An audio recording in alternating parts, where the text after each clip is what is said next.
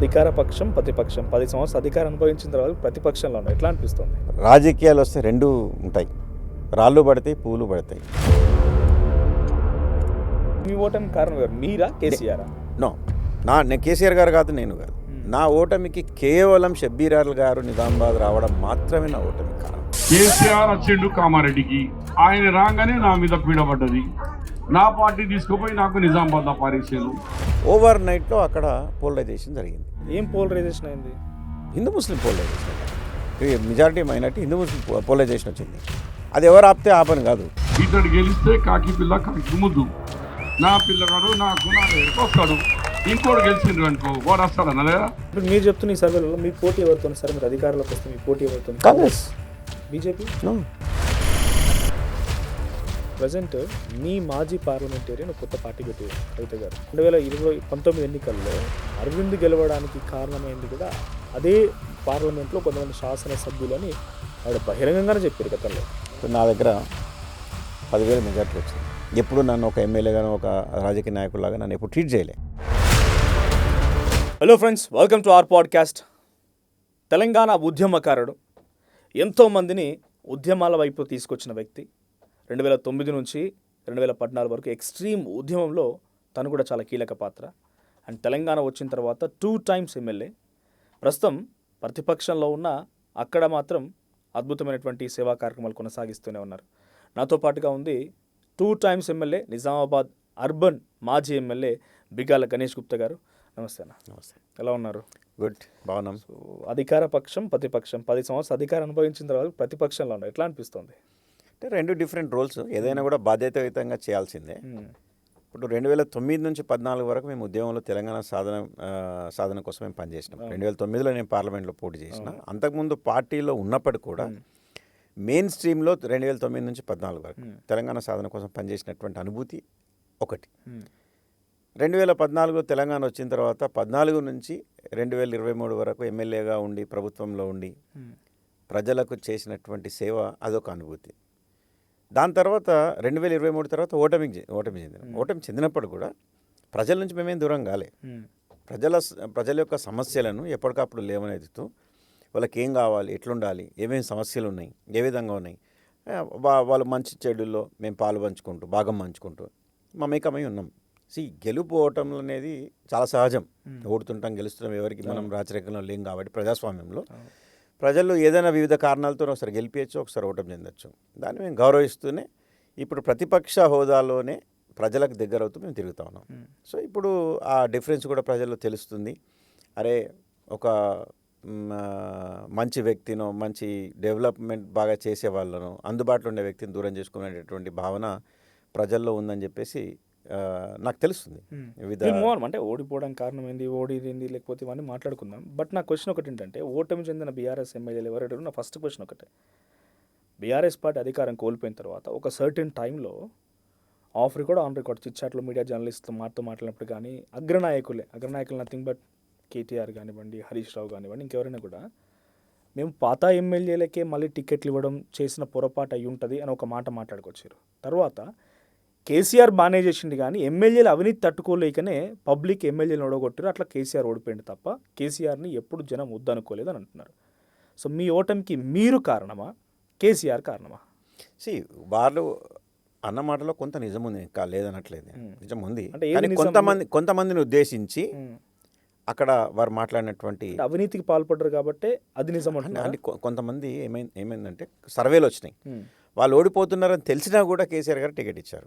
ఎందుకు అంటే మా వాళ్ళని కాపాడుకోవాలనేటటువంటి ఉద్దేశంతో ఏదో జరుగుతుందిలే, గెలుస్తాం లేని ఎందుకు చెందే అవకాశం వచ్చిందంటారు. అంటే దాంట్లో స్థానికంగా ఉన్నటువంటి సమస్యలు కావచ్చు, వాళ్ళు బాగా చేసుకోలేవచ్చు, అభివృద్ధి చేసుకోలేదేమో, లేకపోతే ఏమైనా అలిగేషన్స్ వచ్చిండొచ్చు, రకరకాలైనటువంటి సమస్యలతో వాళ్ళు ఓటమి వైపు వెళ్ళినప్పుడు సర్వేలో వచ్చినా కూడా అక్కడ 2 డిబేట్స్ జరిగినాయి. కొంతమంది దాన్ని మార్చాలని, కొంతమంది మార్చొద్దని. అది కేసీఆర్ గారు ఫైనల్ డిసిషన్ తీసుకున్నారు, మార్చొద్దు అని. కొంతమంది మార్చినప్పటికి మంచి రిజల్ట్ వచ్చింది. వీళ్ళని కూడా మారిస్తే బాగుండేది అనేది కేటీఆర్ గారు కానీ హరీష్ రావు గారు కానీ ఎవరు చెప్పినటువంటి మాట. వాస్తవానికి డెఫినెట్గా బాగుండేదేమో. సో ఆ కోవలు అయితే నేను లేను. ఎందుకంటే మీ ఓటమి కారణం ఎవరు? మీరా, కేసీఆర్? నో, నేను కేసీఆర్ గారు కాదు, నేను కాదు. నా ఓటమికి కేవలం షబ్బీరాల్ గారు నిజామాబాద్ రావడం మాత్రమే నా ఓటమికి కారణం. ఇంకా వేరే కారణమే లేదు. మీరు కావాలంటే మీకున్నటువంటి అయితే మీరు కారణం కావాలి, మీ అధినాయకుడు కారణం కావాలి. రెండు షబ్బీర్ అలీ కాదు. పేరు ఎట్లా చెప్తున్నారు? 100% నేను చెప్తున్నాను. ఎందుకంటే Nizamabad constituency is very very sensitive constituency. అది చరిత్రలో మీరు పోయినట్టయితే ఎప్పుడైతే ఒక మైనార్టీకి చెందినటువంటి వ్యక్తి వస్తున్నాడో ఆటోమేటిక్గా అక్కడ పోలరైజేషన్ జరుగుతుంది. ఇది ఇప్పుడు కాదు, గతంలో వచ్చినటువంటి మున్సిపల్ ఎన్నికల్లో కావచ్చు, అసెంబ్లీ ఎన్నికల్లో కావచ్చు. 2023 ఎలక్షన్లో దాదాపుగా కాంగ్రెస్ పార్టీ కానీ బీజేపీ, సరే మేము డబ్బా కొట్టుకుంటాం అనుకోవచ్చు మీరు మా టీఆర్ఎస్ సర్వే చూస్తే. నేనేమంటున్నానంటే కాంగ్రెస్ సర్వే నేను చూశాను, బీజేపీ సర్వే నేను చూశాను, న్యూట్రల్ పీపుల్ చేసినటువంటి సర్వే నేను చూశాను. నిజామాబాద్ ఉమ్మడి జిల్లాలో క్లియర్గా మంచి మెజార్టీతో గెలుస్తున్నటువంటి సీట్ నాది ఉండే. అదన్నీ పార్టీలకు తెలుసు. ఇప్పుడు 23లో మీరు ఎస్ 100%, 100%. దాంట్లో డౌటే లేదు. నాకు అసలు ఓటమి ఎంతనా డౌటే లేదు. ఎందుకంటే ఎలాంటి అలిగేషన్స్ నా మీద లేవు. నేను మిస్టర్ క్లీన్గా ఉన్నా, అన్ని మంచి పనులు చేసిన.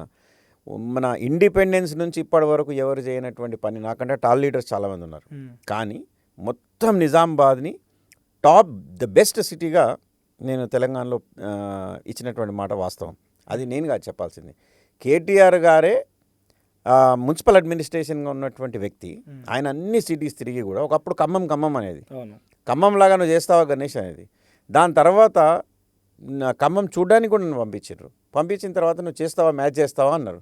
ఒక 6 నెలలు ఆగండి, ఖమ్మంలో వాళ్ళే మా దగ్గరకు వచ్చేటట్టు చేస్తానని చెప్పిన. వాళ్ళు జోక్గా తీసుకున్నారు. కానీ వచ్చిన తర్వాత బాస్ యూ డిడ్ ఇట్ అని చెప్పారు. దాని తర్వాత నిజామాబాద్కి ఇనాగ్రేషన్స్కి వచ్చిన తర్వాత చాలా చోట్ల ఈ ప్రస్తావన తీసుకొచ్చారు. మీరు నిజామాబాద్ వెళ్ళండి, ఎడ్యుకేషన్ టూర్కి వెళ్ళండి అంటే అభివృద్ధి చేశాం, ప్రజలకు దగ్గర అయ్యాం, కమ్యూనిటీ హాల్స్ కట్టించాం. మన కరోనా లాంటి ఒక విపత్తు పరిస్థితులలో మా సొంత డబ్బులు పెట్టుకొని భోజనాలు పెట్టాం, ఇంటింటికి ఫుడ్ సప్లై చేశాం, మా ప్రాణాలను అడ్డుగేసి మేము అక్కడ నిలబడ్డాం. ఇవన్నీ కార్యక్రమాలు చేసినాం కాబట్టే ప్రజల నుంచి మాకు మంచి తీర్పు ఉండింది. కరెక్ట్గా ఎలక్షన్ ఫేజ్లోకి వెళ్ళినప్పుడు కేసీఆర్ గారు కామారెడ్డి నుంచి పోటీ చేస్తున్నటువంటి సమయంలో రేవంత్ రెడ్డి గారు అక్కడికి వచ్చి పోటీ చేయాలని చెప్పేసి నిర్ణయం తీసుకున్నప్పుడు అక్కడ షబ్బీర్ అలీ గారు డిస్టర్బ్ అయిపోయారు. చివరి నిమిషంలో షబ్బీర్ అలీ గారిని నిజామాబాద్కి పంపించారు. ఓవర్ నైట్లో అక్కడ పోలరైజేషన్ జరిగింది. షబ్బీర్ అలీ వస్తే మీరు అన్ని కార్యక్రమాలు చేసినా షబ్బీర్ అలీ వచ్చి అడ్డుకుంటే పోలరైజేషన్ ముందు ఏది పనికిరాదు బ్రదర్. పోలరైజేషన్ అయింది, హిందూ ముస్లిం పోలరైజేషన్ అయింది. అక్కడ మెజారిటీ మైనార్టీ హిందూ ముస్లిం పోలరైజేషన్ వచ్చింది. అది ఎవరు ఆపితే ఆపని కాదు. ఇప్పుడు ఒక మనం ఏం చేస్తాం, వరదలు వచ్చినాయి అనుకోండి, ప్రభుత్వం దానికి అడ్డుకట్ట వేసే ప్రయత్నం చేస్తుంది. తుఫాన్ వస్తే దానికి ప్రయత్నం చేస్తుంది, కానీ సునామీ వస్తే ఎవరు ఏం చేయలేరు కదా. సో దాని ముందు ఆ పోలరైజేషన్ ముందు ఆ ఫీలింగ్ ముందు అన్నీ చిన్నగా అయిపోయినాయి. అభివృద్ధి కానీ మీ క్యారెక్టర్ కానీ మీరు నిలుపుకున్నటువంటి పనులు కానీ అవి ఏవి కూడా పనికిరాలేదు. ఈరోజు దేశంలో ఉన్నటువంటి పరిస్థితి అది, దాన్ని ఎవరేం చేయలేరు. సరే దానికి ఒక ఫేస్ అది, ఒక ఫేస్లో ఉన్నాం. అంటే ఇంతకుముందు కూడా గతంలో చూసాము, ఇప్పుడు కూడా మనం చూస్తున్నాం. ఆ ఫేస్ ఎక్కువ రోజులు ఉండదు, కానీ ఆ సమయం వచ్చింది.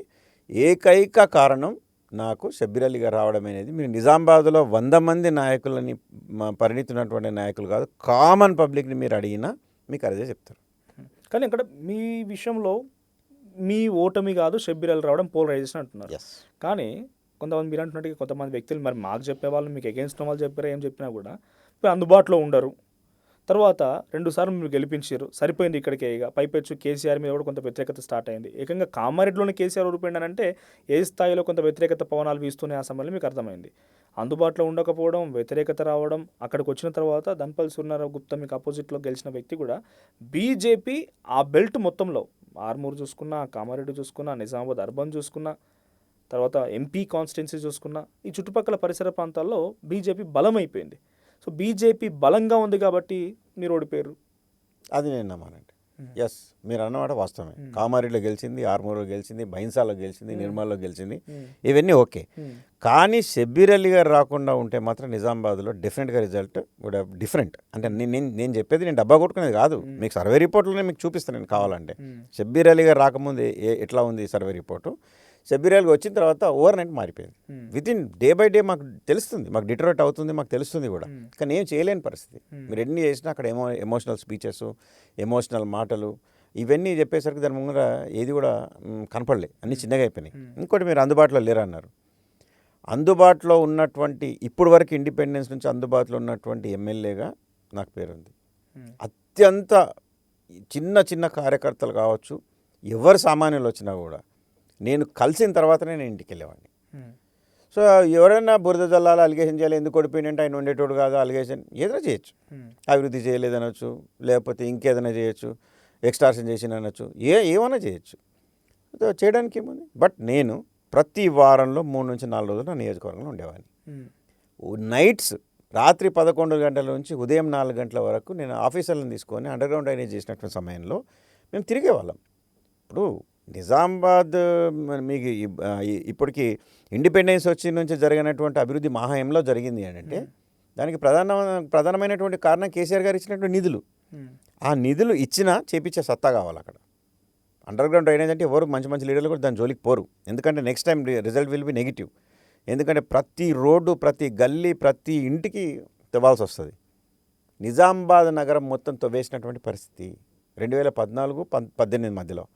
నేను ప్రజలకు అప్పీల్ చేసిన, ఇది మన మంచి కోసం, నన్ను నమ్మండి, కొన్ని రోజులు మనకి ఇబ్బంది అవుతుంది, దుమ్ము వస్తుంది, కష్టం అవుతుంది, దాని తర్వాత రోడ్లన్నీ వేయించే బాధ్యత నాది అని చెప్పాను.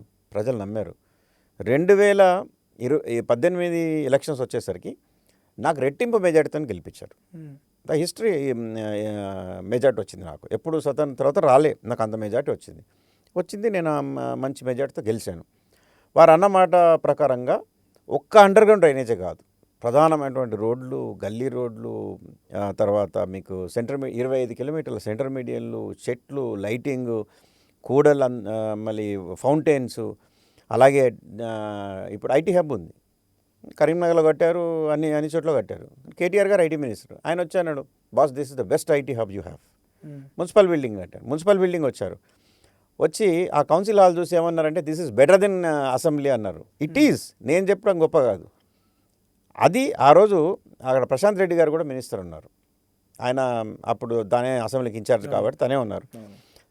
ఆయన కేటీఆర్ గారు అన్నారు, నా దగ్గర వీడియోలు కూడా ఉన్నాయి, ఏం ప్రశాంత్ భాయ్ ఇది అసెంబ్లీ కంటే బాగుంది కదా, గొప్పగా ఉంది కదా అని.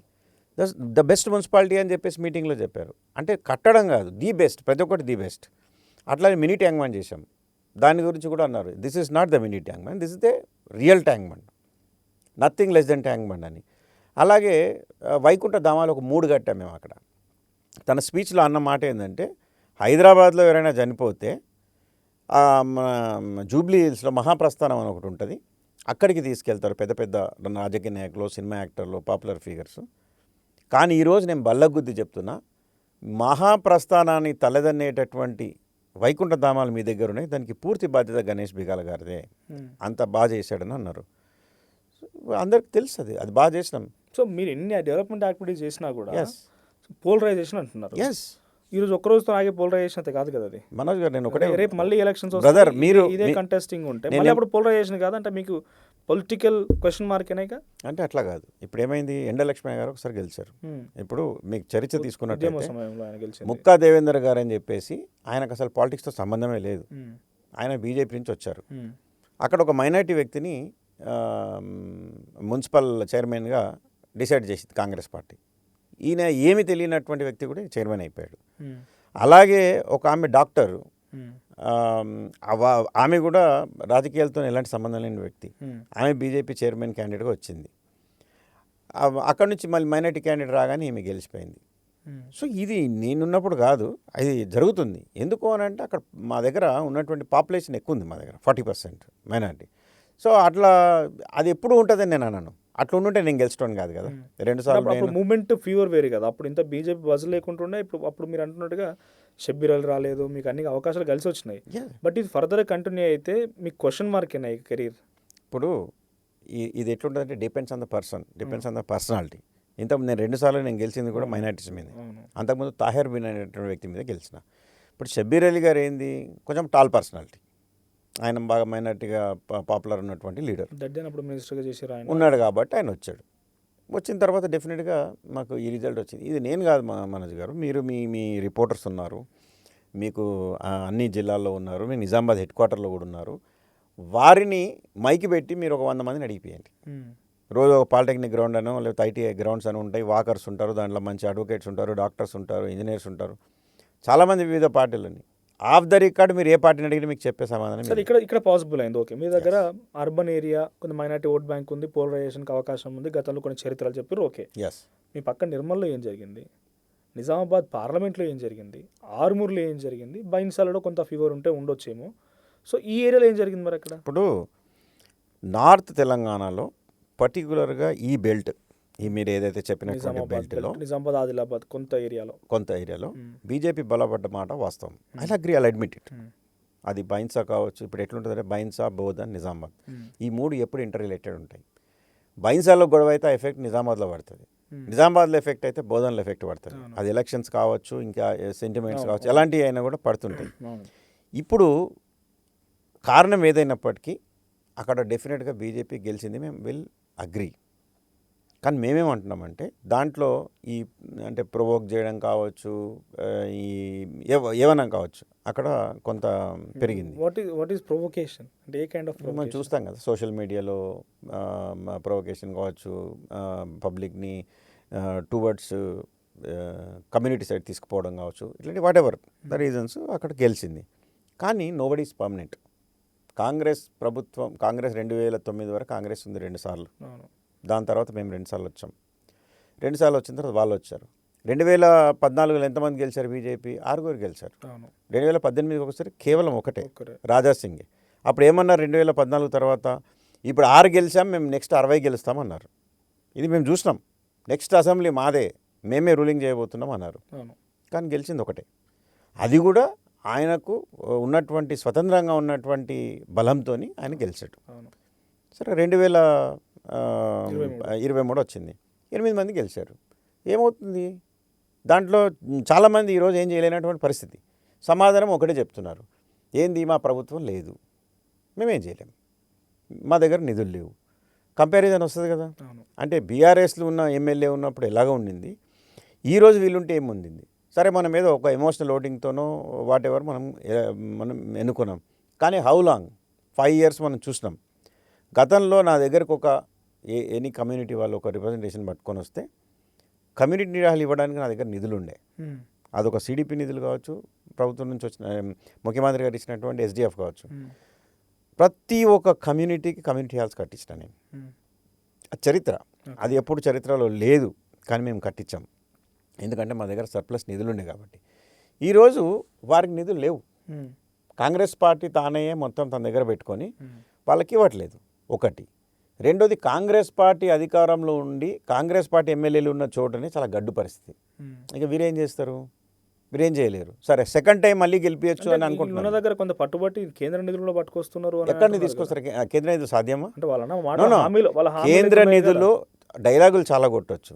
ఎక్కడైనా ఒక కేంద్రము ఒక నియోజకవర్గానికి కానీ ఒక జిల్లాకు కానీ నేరుగా నిధులు ఇచ్చేటటువంటి సంస్కృతి దేశంలో ఉందా? ఎక్కడైనా లేదు. It has to go to state. మీకు స్టేట్కే రావాలా, స్టేట్ నుంచే పోవాలా. ఇప్పుడు అమృత్ అయినా కూడా అమృత్ కేంద్రంలో ఉన్నటువంటి ఇది sharing, state and central sharing ఉంది.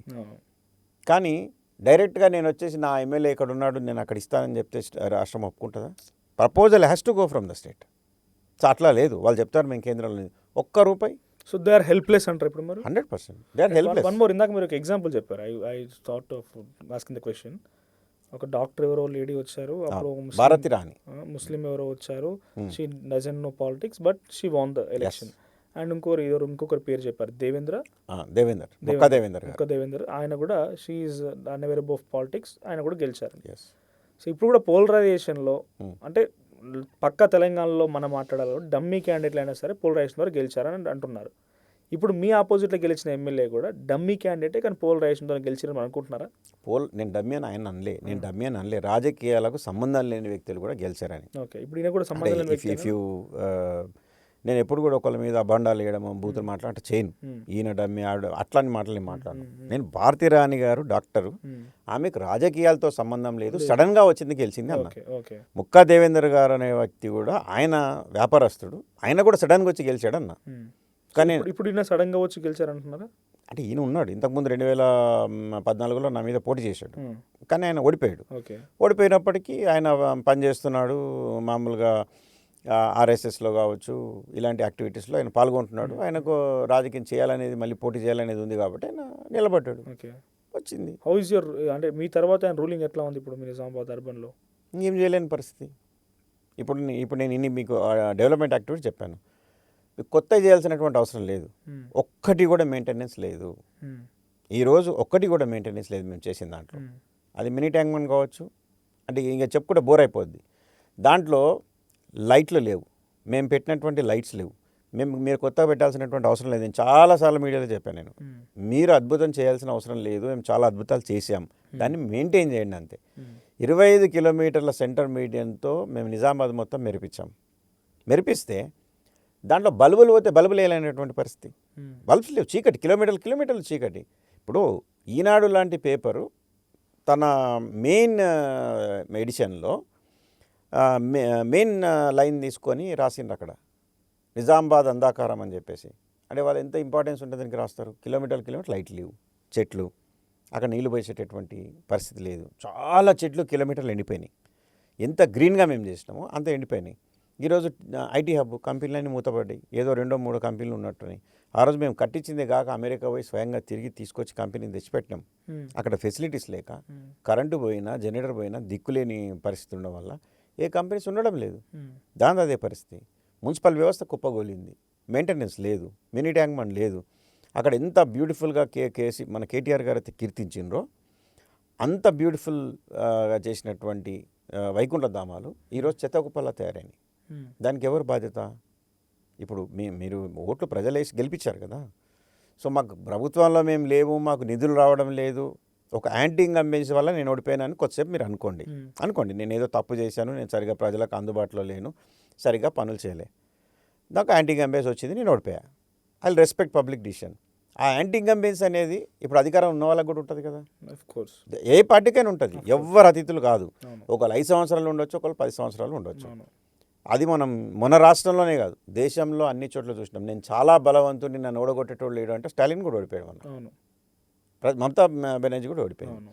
అలాంటి వాళ్ళు కూడా ఓడిపోయినారు. సో దానికి ఎవ్వరు అతిథులు కాదు. ఇందిరాగాంధీ ఓడిపోయింది, ఎన్టీ రామారావు ఓడిపోయిండు. సో ఓటమి అనేది it's give and take. So డెఫినెట్గా ఇప్పుడు ఉన్న వాళ్ళు, ఇప్పుడు ఎవరైతే ఎమ్మెల్యే ఉన్నాడో ఆయనకు కూడా యాంటీ ఇన్కంబెన్సీ డెఫినెట్గా ఉంటుంది. ఎందుకు ఉంటుంది? బాబా ఆయన చాలా చేసిపోయాడు, మేము ఇంకా నువ్వు బాగా చేస్తామని అనుకున్నాము, కానీ నువ్వు చేయలేకపోతున్నావు. సో డెఫినెట్గా నేను ఎందుకు గెలిపించాలి? 5 సంవత్సరాలు ఓకే గెలిపించారు. సో మళ్ళీ 5 సంవత్సరాలు గెలిపించి ఎవరు రిస్క్ తీసుకుంటారు? ప్రజలకు సివిక్ ఫెసిలిటీస్ కావాలి కదా. నీకు నిజామాబాదే కాదు, ఎనీ టౌన్లో రూరల్ సమస్యలు వేరేగా ఉంటాయి, పట్టణంలో ఉన్నటువంటి సమస్యలు వేరేగా ఉంటాయి. పట్టణంలో ఉండేసరికి నీకు 24 గంటల కరెంట్ కావాలనుకుంటాడు, మంచినీళ్ళు కావాలనుకుంటాడు, డ్రైనేజ్ వ్యవస్థ బాగుండాలి, నాకు రోడ్లు బాగుండాలి, గ్రీనరీ ఉండాలి, పార్కులు ఉండాలి, ఇవే కోరుకునేది.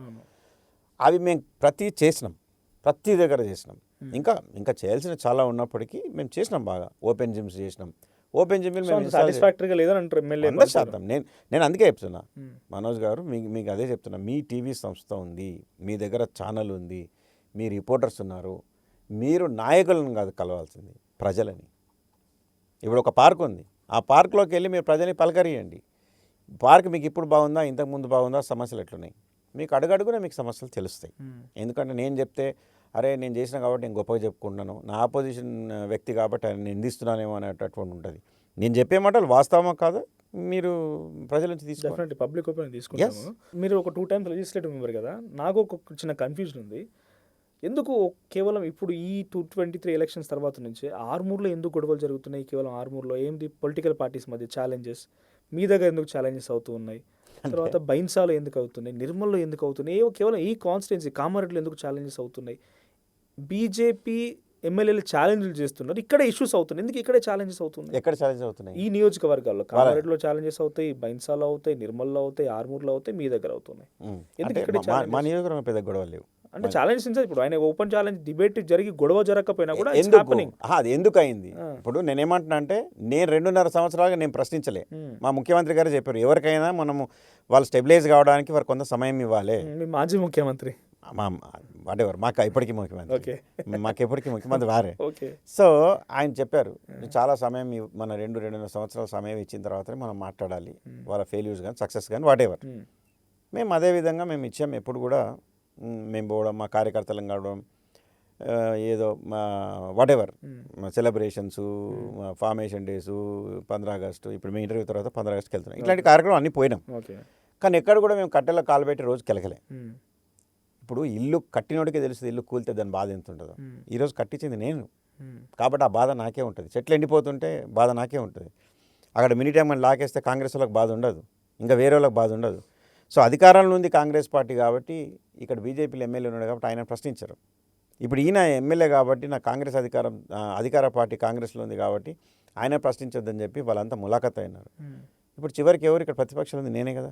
అంటే బీజేపీ కాంగ్రెస్ మిలాఖత్ అయిందా 100% దాంట్లో డౌటే లేదు. మీ కాన్స్టిట్యున్సీలో? పక్కా ఆ కాన్స్టిట్యూన్సీ ఏంటంటే రాష్ట్రంలో అయితే మీరు భలే ఉన్నారు. మరి మీరిద్దరు రాష్ట్రంలోనే ఉన్నారు. బీజేపీ బీఆర్ఎస్ ఒకటి అది వాళ్ళు దొంగ అని ముందే చెప్తే పబ్లిక్ నమ్ముతారు అనుకుంటారు. రేవంత్ రెడ్డి గారు పోయి ఢిల్లీలో పోయి ఏకంగా బండి సంజయ్ గారి ఇంటికి పోయి అందరు బీజేపీ మినిస్టర్ల దగ్గరికి వెళ్ళి అందరు ఎంపీలు అందరు కలిపి భోజనాలు చేసి పార్టీలు చేసుకుంటుంటే అది ఓపెన్ కదా. ఇప్పుడే ఎప్పుడైనా ఒకటి మనోజ్ గారు ఒకటి మాట్లాడదాం, డెఫినెట్గా మాట్లాడదాం. బట్ ఈ ఇష్యూ చెప్పండి నాకు ఒకటి, ఎందుకు ఇక్కడే ఇష్యూస్ అవుతున్నాయి ఈ కాన్స్టిట్యున్సీలోనే? అంటే ఏదైనా మీరు 2 times legislative member, you have experience, public ఎట్లా మానిటర్ చేయాలి, ఏ రకంగా ఆర్గనైజ్ చేయాలి, పాలిటిక్స్ ఎట్లా చేయాలి, సర్వీస్ ఎట్లా చేయాలి మీకు తెలుసు కాబట్టి ఎందుకు ఆర్మూరు, నిర్మల్, బైన్సా, తర్వాత నిజామాబాద్ అర్బన్, ఈ ఛాలెంజెస్, కామారెడ్డి ఫైట్స్ ఎందుకు ఇక్కడే ఎక్కువ జరుగుతున్నాయి? అంటే ఇప్పుడు వాళ్ళు ఏం చేయలేని ఫెయిల్యూర్ కదా.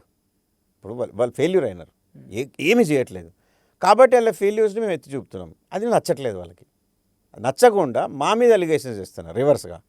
సో డెఫినెట్గా అప్పుడు రప్చర్ అవుతుంది కదా. ఇప్పుడు జరగాలి నిజంగా వాస్తవానికి చెప్తే ఇప్పుడు నేను ఛాలెంజ్కి పోయినా అనుకో డెఫినెట్గా రప్చర్ జరుగుతుంది 100%. నాకు ఇంట్రెస్ట్ లేదు అట్లా. అంటే స్టేట్ వైడ్ 119 కాన్స్టిట్యూన్సీ ఉన్నా కూడా ఇక్కడ ఏం జరుగుతుంది అంటే ఆర్మూర్లో వినయ్ రెడ్డి ఆర్ జీవన్ రెడ్డి వర్సెస్ రాకేష్ రెడ్డి, అక్కడ ముగ్గురు అగ్రెసివ్ ఉన్నారు.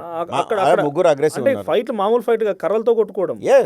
బైన్సాలో ఒకప్పుడు అక్కడ స్థానికంగా ఉన్నటువంటి లీడర్షిప్ మీద కూడా కొంత ఉంటుంది. కామారెడ్డిలో ఎస్, ఇప్పుడు కామారెడ్డిలో కూడా ఇటు కాంగ్రెస్కి బీజేపీకి పడట్లేదు.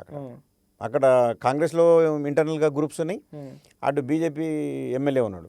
సో వాళ్ళకు కూడా గ్రూప్ తగాదాలు జరుగుతున్నాయి అక్కడ. నిజంగా చెప్పాలంటే మా గంపగౌడదాన్ గారు పెద్దగా దాంట్లో దూరట్లేదు, ఆయన పని ఆయన చేసుకుంటున్నాడు అక్కడ. కానీ అక్కడ బేసిక్ వాళ్ళిద్దరికి మధ్యలో అక్కడ గొడవలు జరుగుతున్నాయి.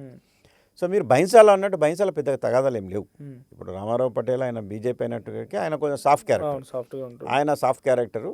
ప్లస్ అట్లానే విఠల్ రెడ్డి ఏదైతే మా కాన్స్టిట్యున్సీ మా పార్టీ నుంచి పోయిండో ఆయన సాఫ్ట్ క్యారెక్టర్.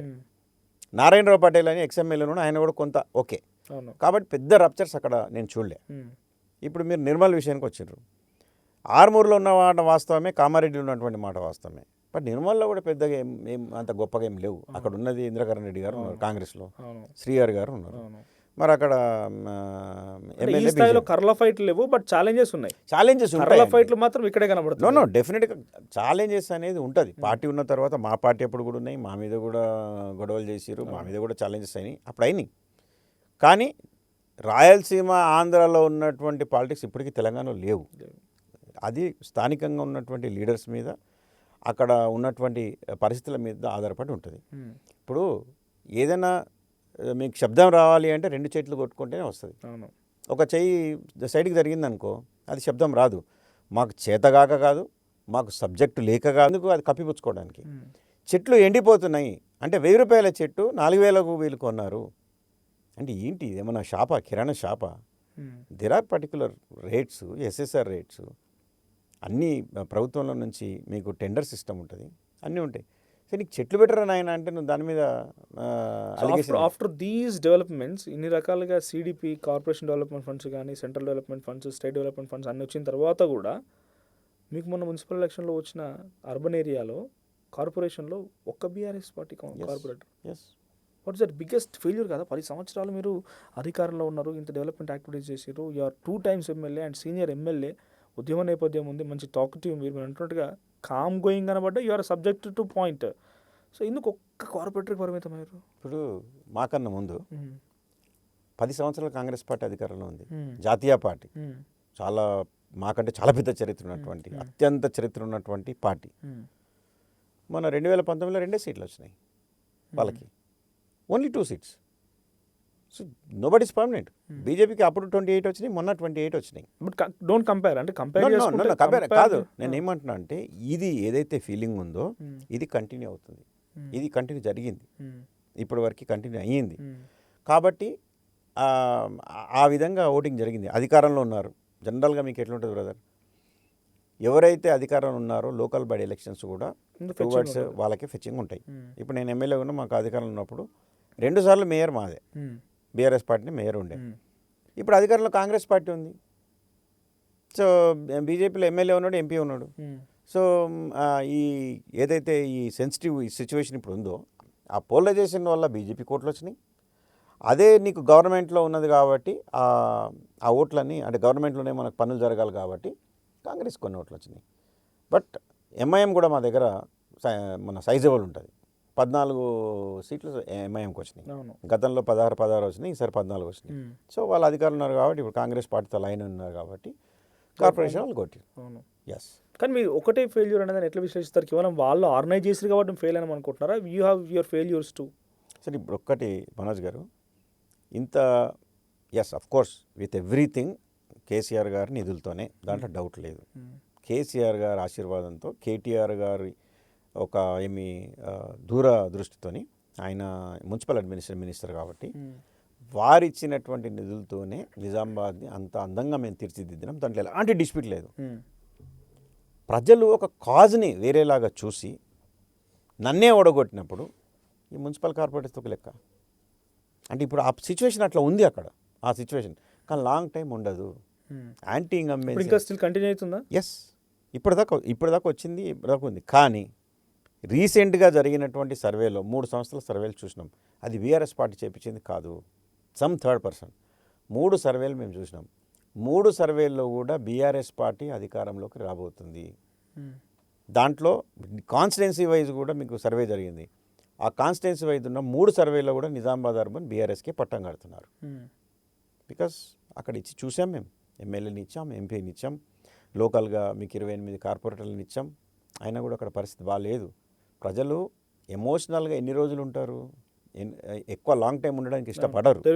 పీక్ స్టేజ్ డెఫినెట్గా పీక్ స్టేజ్ ఉంటుంది. ఆ టైంలో ఇప్పుడు ప్రజలు ఉన్నారు. ఎస్, అన్ని రకాలుగా మీకు ఇచ్చాం.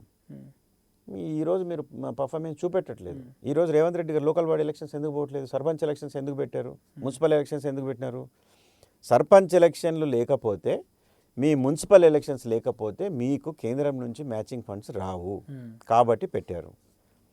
మీకు సర్పంచ్ ఎలక్షన్స్ బీఫామ్ మీద జరగవు.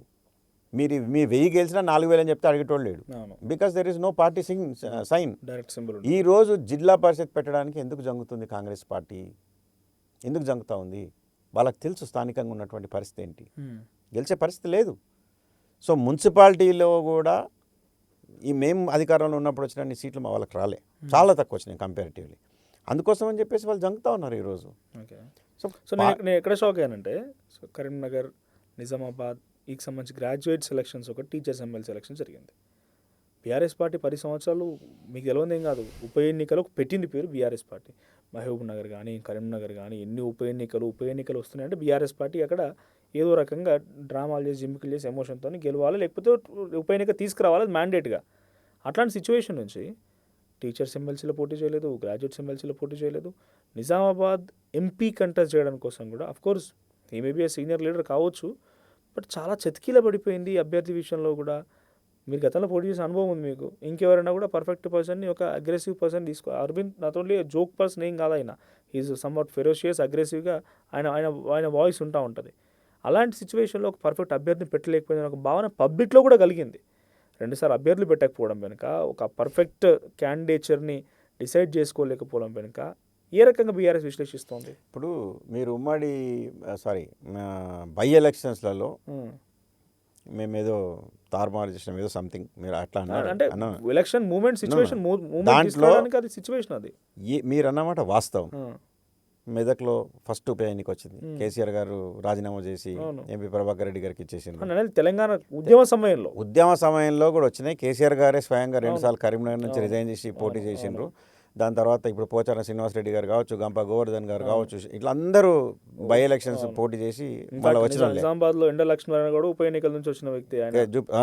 జూపల్లి కృష్ణారావు గారు కావచ్చు, దాని తర్వాత మా రాజయ్య గారు కావచ్చు, వీళ్ళందరూ అయినారు. తెలంగాణ సెంటిమెంట్ బలంగా ఉండే మేము గెలిచినాం.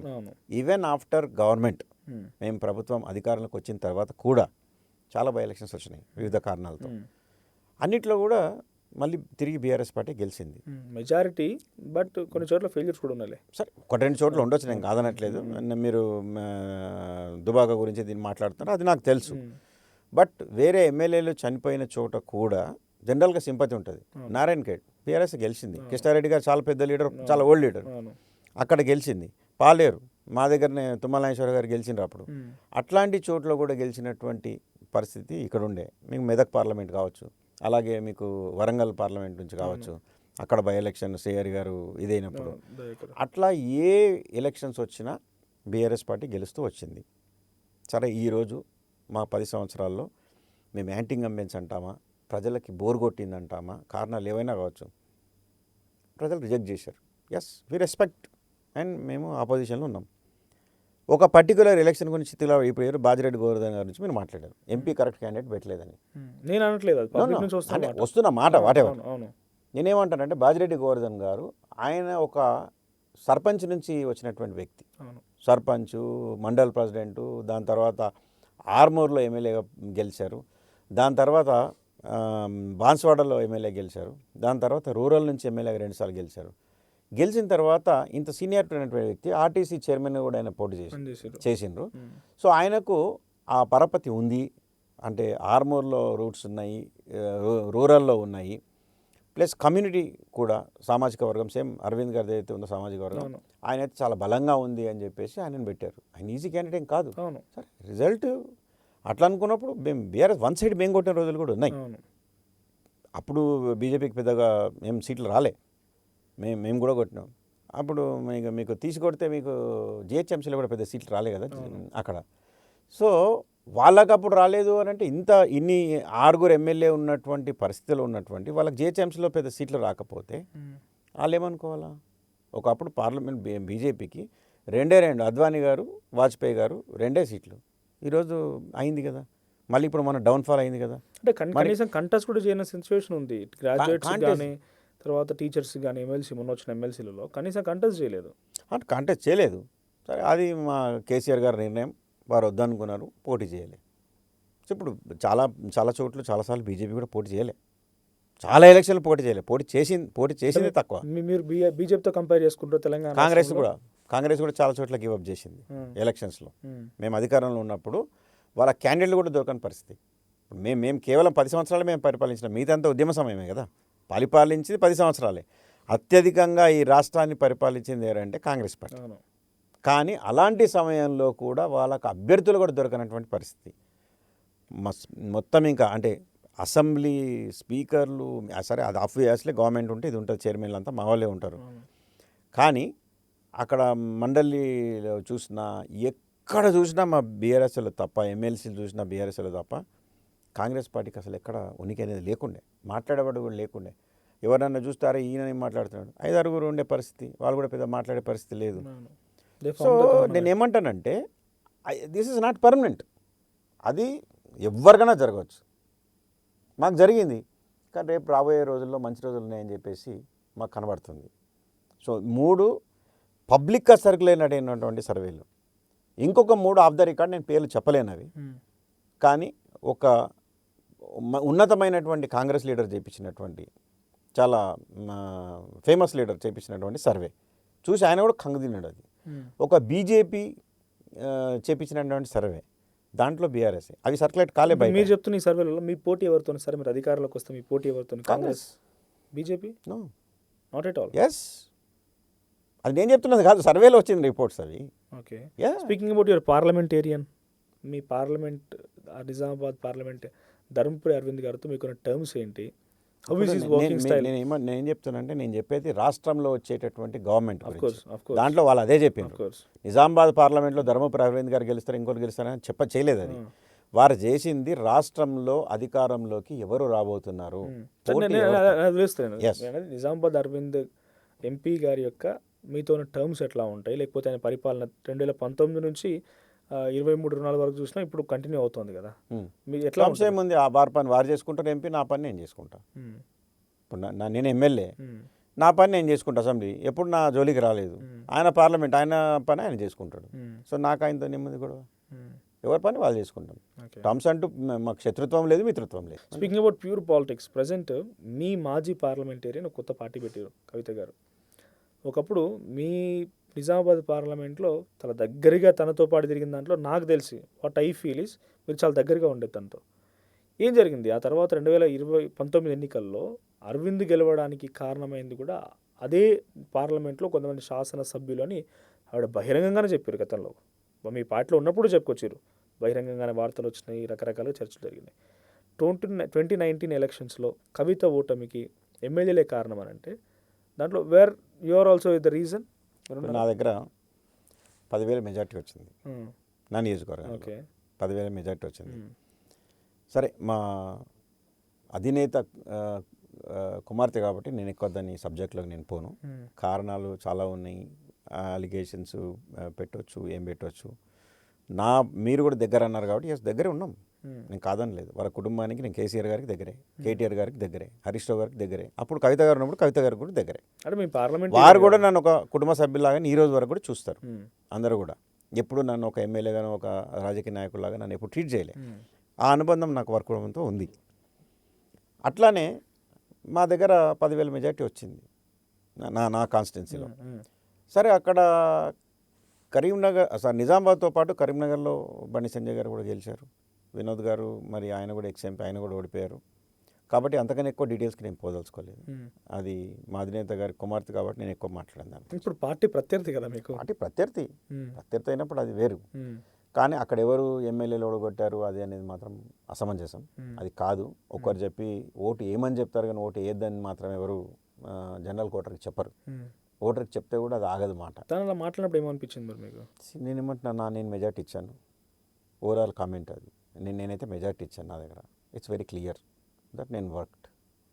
అంతకన్నా ఎక్కువ when she left the party because you are very close associate. తన పార్లమెంటరీ మీ కుటుంబంతో అటాచ్మెంట్ మీకున్నా కూడా మీ పార్లమెంట్లో డెఫినెట్గా తను కొంత తిరుగుతూ ఉండేవారు, అందరితో సన్నిహితంగా ఉండేవారు, అన్న తమ్ముడు రిలేషన్షిప్ ఉంటుంది కదా. When she left the party what did you feel? కొంచెం కష్టంగా అనిపించింది, బాధగా అనిపించింది. అంటే మోర్ దెన్ ఏ లీడర్, ఒక ఫ్యామిలీలో డిస్ప్యూట్ వచ్చినప్పుడు డెఫినెట్గా అది బాధగా ఉంటుంది. ఎందుకంటే తను ఇక్కడ ఢిల్లీలో తను జైల్లో ఉన్నప్పుడు కానీ మేము పోయినాము, మేము అన్నీ షేర్ చేసుకోవడము. తను ఎప్పుడైతే సిబిఐ ఎంక్వైరీ అయిందో పోయిన ప్రతిసారి మేము వెళ్ళాం, ప్రతిసారి మేము ఢిల్లీలో ఉన్నాం. తనని కన్సోల్ చేయడం కానీ, తన తర్వాత జైలు నుంచి వచ్చిన తర్వాత కానీ మేము కలవడం కానీ. సో ఎన్నోసార్లు మేము కలిసి భోజనాలు చేసినట్టు వారి ఇంట్లో, మా ఇంట్లో ఆ సన్నిహిత్యం ఉండేది. సో పోయినప్పుడు డెఫినెట్గా మాకు కారణాలు ఇంకా నేను డీటెయిల్స్కి పోను, కానీ బాధ అనిపించింది. అయ్యో, ఒక ఫ్యామిలీలో ఇప్పుడు మన ఫ్యామిలీలో మనకు గొడవైనా డెఫినెట్గా బాధ ఉంటుంది కదా. ఆ బాధ అయితే కలిగింది. ఇట్లా అయ్యి ఉండకూడదు, ఇట్లా జరిగి ఉండకూడదు, అంత కలిసి ఉంటే బాగుండేది అనేటటువంటి ఫీలింగ్, ఆ బాధ అయితే కలిగింది. Now she is challenging BRS party more than కాంగ్రెస్ని ఛాలెంజ్ చేస్తున్నారు. బట్ బీఆర్ఎస్ అవినీతి బయట పెడతా, బీఆర్ఎస్ పార్టీకి సంబంధించిన అనేక అంశాలని బయట పెడతా అని మాట్లాడుతున్నారు. తను మాట్లాడుతున్నప్పుడు ఒక ఉద్యమకారుడిగా ఆ పార్టీలో 2009 నుంచి పాలిటిక్స్లో కంప్లీట్గా ఎంటర్ అయిన తర్వాత నుంచి ఈ మాటలు ఎలా అనిపిస్తున్నాయి మీకు? తను సబ్సే బడా దుష్మన్ కోన్ అంటే పురాణా దోస్త్ అంటారు. సో అట్లానే అది ఈరోజు సామెత కాదు. మీరు సౌదాగర్ సినిమాలో చూస్తే ఇంటర్వ్యూకి వచ్చినప్పుడు ఉద్యోగం కావాలంటే నేను ఒక 4 క్వశ్చన్లు అడుగుతాను, సమాధానం ఫస్ట్ క్వశ్చన్ ఇది అడుగుతాడు, సబ్సే బడా దుష్మన్ కోన్ అంటే పురాణా దోస్త్ అని. ఆ మొదటి దానికి జవాబు ఇచ్చేస్తారు. సో ఆబ్వియస్లీ చరిత్రలో ఉన్నటువంటిది. ఎవరు మీతో శత్రుత్వం అంటే పాత మిత్రుడే మీ శత్రువు. ఇప్పుడు నన్ను అడిగారు, నేను షబ్బీర్ అలీ గారి గురించి ఒక మాట మాట్లాడలే, ఓన్లీ ఆయన వచ్చడమే ఓడిపోయినా అన్న. కానీ ఇప్పుడు ఉన్నటువంటి ఎమ్మెల్యే గురించి ఫెయిల్యూర్ అది అని మాట్లాడినా. ఎందుకు మాట్లాడినా? Shabbir Ali is not my enemy, he's not in the position. ఆయన ఏం లేడు. సరే, ఆయన ఇప్పుడు ఏదో గవర్నమెంట్లో సలహాదారుడు ఉండొచ్చు, క్యాబినెట్ ర్యాంక్ ఉండొచ్చు, కానీ ఆయన ఇప్పుడు ఏం చేసే పరిస్థితిలో లేడు. కాబట్టి ఆయన గురించి నేనేం మాట్లాడలేదు. Who is my enemy? Who is అక్కడ ప్రజలకు మాట ఇచ్చి చేసింది ధన్పాల్ సూర్యనారాయణ గారు, కాబట్టి ఆయన గురించి ఇంతసేపు మాట్లాడాం. ఎట్ ద సేమ్ టైం కవిత గారు కూడా పోయింది, తనకు బాధ అనిపించింది, వాట్ ఎవర్ ద కారణాలు, బీఆర్ఎస్ పార్టీ నుంచి పోయింది కాబట్టి she is targeting BRS party obviously. సరే, మధ్యలో కాంగ్రెస్ గురించి మాట్లాడుతున్నారు, బీజేపీ గురించి మాట్లాడుతున్నారు. This is routine process. Personal questions for 2 minutes. ఒక మంచి business man right, before 2009 educated మంచి బిజినెస్ మ్యాన్, అండ్ నేను డైరెక్ట్గా ఒక మంచి వెల్తీ ఫ్యామిలీలో ఉన్నారు మీరంతా, పర్ఫెక్ట్గానే ఉంది.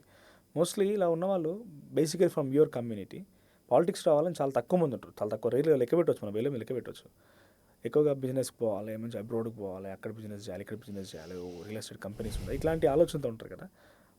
What factors made you to enter into politics? మంచి బిజినెస్ నడుస్తున్నది కదా, బిందాస్ గుండొచ్చు వచ్చి ఇటుకొచ్చి ఇప్పుడు వాళ్ళతో మాట్లాడిపించుకోవడం, వీళ్ళతో మాట్లాడిపించుకోవడం. మీరు వచ్చిన తర్వాత నాకు అనిపించిన పర్సనల్ ఫీలింగ్ ఇస్ దాట్ మీరు ఎక్కడ కూడా నాకు ఒక పొలిటీషియన్ లాగా అనిపించట్లేదు. వెరీ ఫార్మల్గా ఒక కంపెనీకి ఒక సీఈఓనో లేకపోతే మేనేజర్ స్టాండర్డ్లో ఉన్న ఒక ఆఫీసర్ లాగా కనబడుతున్నారు. What made you to jump into politics? అంటే బ్లడ్, మేజర్గా బ్లడ్. ఎట్లా అంటే మా గ్రాండ్ ఫాదర్ నాన్నగారు నాన్న మ్మ్. ఆయన ఫస్ట్ సర్పంచ్ ఆఫ్ మా విలేజ్. ఓకే. ఇండిపెండెన్స్ వచ్చిన తర్వాత ఆయనే ఫస్ట్ విలేజ్. మ్మ్. దాని తర్వాత ఆయన ఉన్న రోజులు ఆయనే ఉన్నాడు. మ్మ్. మా అమ్మగారు నాన్నగారు మ్మ్. ఆయన ఒక 15 సంవత్సరాలు ఆయన సర్పంచ్. మ్మ్. ఆయన అలా విలేజ్కి ఆయన వద్దనుకున్నప్పుడే ఎలక్షన్స్ వచ్చినాయి. మ్మ్.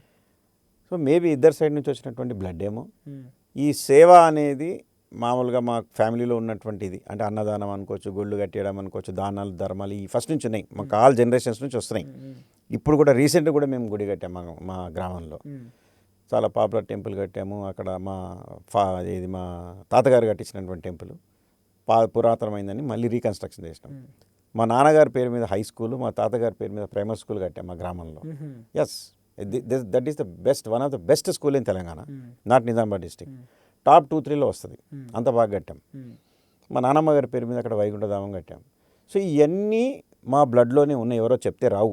డబ్బులు ఉన్న వాళ్ళు చాలామంది ఉన్నారు. నాకు అనుకోకుండా రాజకీయాల్లో పోటీ చేసేటటువంటి అవకాశం వచ్చింది. నేరుగా నాకు ఎంపీగా పోటీ చేసేటటువంటి అవకాశం వచ్చింది. సో వై నాట్, ప్రజలకు చేసే అవకాశం. How did you collab with KCR గారు? మేము అప్పటికే ఉన్నాం మేము పార్టీలో. అంటే ఎప్పుడు కొలాబ్ స్టార్ట్ అయింది? ఫస్ట్ ముందు నుంచే ఉన్నాము పార్టీలో. పార్టీ ఫౌండేషన్ నుంచి? ఆ ఫౌండేషన్ నుంచి కాగా మధ్యలో ఉన్నాం. అంటే ఎట్లా స్టార్ట్ అయింది మూమెంట్ మీతో? అంటే తెలంగాణ ఉద్యమకారుడిగా నాకు ఇష్టం ఉంది. ఓకే, మీరు పార్టీతోని మీరు వెళ్ళి కలిసారు? యా, పార్టీతోని ఉన్నాము, పోయినాము కార్యక్రమంలో. కానీ ఒక పదవిలో వచ్చే వరకు, పోటీ చేసే వరకు హైలైట్ కారు కదా. కార్యకర్తలు చాలామంది ఉంటారు. అవును, అప్పటికి మీరు మీడియా ముందు కానీ ఎక్కడ ఫోకస్ కారు. అవును. 2009లో నేను పోటీ చేసిన తర్వాతనే నాకు ఒక ఎంపీగా పోటీ చేసినటువంటి వ్యక్తిగా గుర్తింపు లభించింది. మ్మ్. దాని తర్వాత ఏమైంది, ఓడిపోయినాం. Okay, whatever happen. 2009 నుంచి 14 కూడా కేసీఆర్ గారు ఢిల్లీలో ఉంటే మేము ఢిల్లీలో ఉన్నాం, ఆయన గల్లీలో ఉంటే మేము గల్లీలో ఉన్నాం. మ్మ్. అన్ని రాస్తా రోకోలు, హైవే దిగ్బంధన, రైల్వే కేసులు, ఎవ్రీథింగ్. మ్మ్. ఢిల్లీలో కంటిన్యూగా 2 months ఉన్నాం మేము అక్కడ. మ్మ్. ఏది తెలంగాణ వచ్చే క్రమంలో 2 months మేము అక్కడే ఉన్నాం. మ్మ్. సరే అయింది. 2014లో నాకు ఎమ్మెల్యేగా పోటీ చేసేటటువంటి అవకాశం వచ్చింది. నాకేమో ఎంపీ కావాలని ఉండే. కానీ నిజంగా దేవుడు ఏది చేసినా మనం మంచిగా అనుకుంటాం. 2014లో ఎమ్మెల్యే చేసిన తర్వాత నాకెంత, నేను ఈరోజు ఓడిపోయినటువంటి బాధ 4 రోజులు ఉండొచ్చు. మ్మ్. నాకు సంతృప్తి ఉంది. అక్కడ పోయిన తర్వాత ఈరోజు మన మార్క్స్ ఉన్నాయి, ప్రతి దగ్గర మన మార్క్స్ ఉన్నాయి. చరిత్రను ఎవరు చెడిపోయలేడు. నేను ఎంపీ గుండి చేసేవాడిని కాదు, నా వల్ల అయ్యి ఉండేది కాదు. నా వల్ల కాదు, ఎంపీలకు చాలా తక్కువ మందికి అవకాశం వస్తుంది. సో ఎమ్మెల్యేగా ఉన్నాం కాబట్టే ఈ పనులన్నీ చేయగలిగాం. That work satisfaction I have. నాకు రెండో వ్యక్తి మెచ్చుకుంటాడా, తిడతాడా, నా పేరు చెప్తాడా చెప్పండి, నాకు అనవసరం. మనసు నాకు ఫస్ట్ ఎవరికి సంతృప్తి చెందాలి, మన దగ్గర ఎవరైనా మనం ఇంటర్నల్గా మన సంతృప్తి చెందాలి. నాకు ఆ సంతృప్తి ఉంది, ఓకే. సో రాజకీయంలోకి నేను ఆ విధంగా వచ్చిన దాని ఆ సేవను కూడా మేము రాజకీయంలో కొనసాగించినాం. కోవిడ్ వచ్చినప్పుడు అందరూ మొత్తం అక్కడ లాక్డౌన్ అయింది. మా ఫాదర్ ఏమంటే ఫోన్ చేసి చెప్పారు, బెటా ప్రజలు ఇబ్బందుల్లో ఉన్నారు, we have to do something. Yes నానా అని చెప్పేసి అప్పటి కలెక్టర్ సిపిని మాట్లాడి ఒక అధికారిని మీరు పెట్టండి, నేను అన్నదానం చేయాలనుకుంటున్నా, హైజీనిక్ టెస్ట్ చేయడానికి అని చెప్పి ఒక ఫంక్షన్ హాల్ తీసుకొని నిరంతరంగా 41 రోజులు డైలీ 3000 మందికి క్లాస్ 4 ఎంప్లాయీస్, ఈ ఎవరైతే శానిటేషన్ వర్కర్స్ ఉంటారో, police, hospital workers, all emergency duties ఎవరైతే ఉన్నారో వాళ్ళకి ఫుడ్ దొరకని పరిస్థితి. ప్రతి ఒక్కరికి వాళ్ళు పనిచేసే దగ్గర వెహికల్స్ పెట్టి మేము ఫుడ్ ఇచ్చాం. 41 days. కలెక్టర్ గారు, సిపి గారు కనీసం అంటే ఒక 7-8 సార్లు 41 daysలో వచ్చారు. వాళ్ళు చెప్పారు, సార్ నిజంగా ప్రభుత్వం తరపున చేసిన ఇంత హైజీనిక్గా మేము చేసేవాళ్ళం కాదు, అవన్నీ మా సొంత డబ్బులతోనే చేసినాం. రెండోసారి లాక్డౌన్ వచ్చినప్పుడు 36 రోజులు చేసినాం నిరంతరంగా. అప్పుడు గవర్నమెంట్ హాస్పిటల్లో పేషెంట్స్ మహారాష్ట్ర నుంచి, చుట్టుపక్కల జిల్లాల నుంచి కూడా వచ్చారు. దాంట్లో 90% నా ఓటర్స్ కాదు. ఇప్పుడు నాయకులు ఒక అంటారు కదా, అలాగే రేపు ఎలక్షన్లో పనికి వస్తుందని చెప్పి ఇది చేస్తున్నారని. 90% నా ఓటర్లు కాదు. కానీ వారికి ఉన్నటువంటి అటెండెంట్స్ వాళ్ళకందరికీ కూడా మేము ఫుడ్ సప్లై చేసినాం 36 days. Yes, will get blessings, అది మా బ్లడ్లో ఉంది. సో దాన్ని రాజకీయంలోకి వచ్చినాం, రాజకీయంలో కూడా కంటిన్యూ చేసినాం. Yes, this is temporary break అనుకుంటున్నాను, ఇది కూడా నా మంచికే అనుకుంటున్నా. ఇప్పుడు ఒక వయసులో ఉన్నాం, దీని తర్వాత ఒక ఏజ్ పెరిగిన తర్వాత నీ దగ్గర డబ్బులున్నా నువ్వు పోయి ఏదన్నా తిరగాలంటే యాత్రలో చేయలేం. సో ఈరోజు బాబు హెల్దీగా ఉన్నవారు అయినా తిరిగిరా అని చెప్పి దేవుడు బ్రేక్ ఇచ్చాడు అనుకుంటున్నా. ఈరోజు 2 నెలలకు ఒక ట్రిప్ పోతున్నా నేను హ్యాపీగా. ఒకరోజు కేరళ కావచ్చు, ఒకరోజు రాజస్థాన్ కావచ్చు, ఇంకో రోజు అమెరికా కావచ్చు, లండన్ కావచ్చు. వెళ్తున్నాం, తిరుగుతున్నా, ఎంజాయ్ చేస్తున్నాం, మళ్ళీ ప్రజల దగ్గరికి వెళ్తున్నా, మమేకం అవుతున్నాం. ఇప్పుడు రేపు 15 ఆగస్టు ఉంది, రేపు 6 ప్రోగ్రాం పెట్టుకున్నాం. 80th ఈసారి మన ఇండిపెండెన్స్ డే చాలా గొప్పగా చేయాలని చెప్పేసి మీరు ఇంటర్వ్యూకి పిలిచారు, ఎస్ ఇంటర్వ్యూ చేసిన తర్వాత ఇక్కడ నుంచి డైరెక్ట్గా మేము నిజామాబాద్ వెళ్ళి అక్కడ ఆ కార్యక్రమాలు చేసుకుంటాం. వన్ ఫైనల్ వర్డ్, ఎస్, ఎవరైనా నిజంగానే ఈ సిచ్యువేషన్లో ఈ రోజులలో పాలిటిక్స్లోకి రావాలంటే ఏం కావాలి? సేవ చేసేటటువంటి తత్వము, ప్రజల్లో ఉండేటటువంటి తత్వము. రాజకీయాలు వస్తే రెండు ఉంటాయి, రాళ్ళు పడతాయి, పూలు పడతాయి. వెల్త్ విషయానికి వస్తే వెల్త్ కూడా ఉండాలి, తప్పదు. అది లేకపోతే దట్స్ ద బేసిక్ పాయింట్. అంటే basic service అంటే main thing. నేను ఎలక్షన్లో డబ్బులు వంచడం అని నేను చెప్పట్లేదు కానీ, ఎలక్షన్లో డబ్బులు వంచాలని నేను చెప్పట్లేదు కానీ, I'm talking about preparation. Okay. మీరు రాజకీయాల్లో ఉన్న ఐడియాలజికల్గా ఐడియాలజికల్గా Service దట్స్ oriented గా బేసిక్ ఉండాలి. రిక్వైర్మెంట్. అది లేని మీరు ఏం చేయలేరు. దాంట్లో ఎట్లుంటాయండి, మేము గుడి కట్టామని ఒకళ్ళు వస్తారు, మాకు ఫంక్షన్ ఉందని ఒకళ్ళు వస్తారు, రకరకాలైనటువంటి ఇది మేము ఏదో సంఘం కట్టామంటారు. ఇవన్నీ కూడా భరించాల్సినటువంటి అవసరం ఉంటుంది. And at the same time పూలు పడ్డా సంతోషించాలి, రాళ్ళు పడ్డా బాధపడకూడదు. ఈ రెండు పడతాయి. ఎంత మంచిగా చేసినా no one is mister clean. ఎవరు ఎంత మీరు బాగా చేసినా కూడా 100% మ్యాండేట్ 100% మ్యాండేట్ ఎవరికి రాదు. ఇప్పుడు కేసీఆర్ గారు మాకు హీరో. అవును. కేసీఆర్ గారు చాలా చేసి చెప్తే మీకు గంట సేపు చెప్తాను ఆయన చేసిన పనులు. కానీ కేసీఆర్ గారిని కూడా రిజెక్ట్ చేశారు.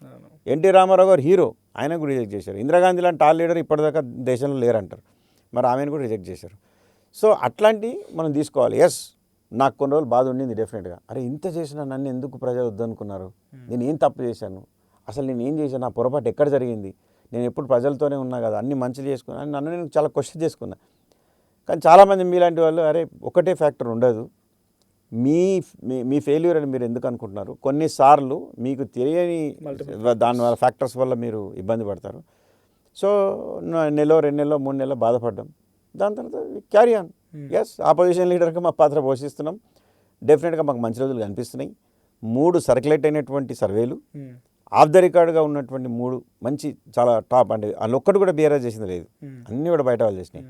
అన్నిట్లో కూడా బీఆర్ఎస్ పార్టీ అధికారంలోకి వస్తుందని, సర్క్యులేట్ అయిన వాటిలో నిజామాబాద్లో కూడా ఒక అనలిస్ట్, ఒక ఎవరైతే సర్వే చేయించిన అతను కాదు, చేయించిన సర్వే గురించి ఆయన అనాలిసిస్ చేశాడు. ఆయన కూడా ఇదే వర్డ్ చెప్పాడు. ఆయన కూడా సీనియర్ రిపోర్టరే. నిజామాబాద్లో నేను ఓడిపోవడానికి కారణం ఏంటి అనేది కూడా చాలా బ్రహ్మాండంగా అనాలిసిస్ చేశాడు. దాదాపుగా నేను చెప్పే లైన్లో చేశాడు. ఇంత చేసినా ఎందుకు ఓడిపోయాడు అనే విషయంలో ప్రతి కాన్స్టిట్యున్సీ కూడా చేశాడు. ఆ కాన్స్టిట్యున్సీ వచ్చినప్పుడు ఆయన ఇదే చెప్పాడు. కేవలం షబ్బీర్ అలీ గారు వచ్చినటువంటి విషయంలో ఆయన ఓడిపోయాడని చెప్పేసి. సో జరిగింది. Yes, it's gone already 3 years, almost 3 years, 2.5 years అయిపోయింది. 3 yearsకి దగ్గరగా ఉన్నాము. ఇంకొక సంవత్సరం అయితే అందరం మళ్ళీ ఎలక్షన్ మూడ్లోకి రావాల్సిందే. సో నాకు కాంగ్రెస్లో మిత్రులు ఉన్నారు, బీజేపీలు ఉన్నారు, అందరి పార్టీలు అందరికీ అందరికీ ఫ్రెండ్స్ ఉన్నారు.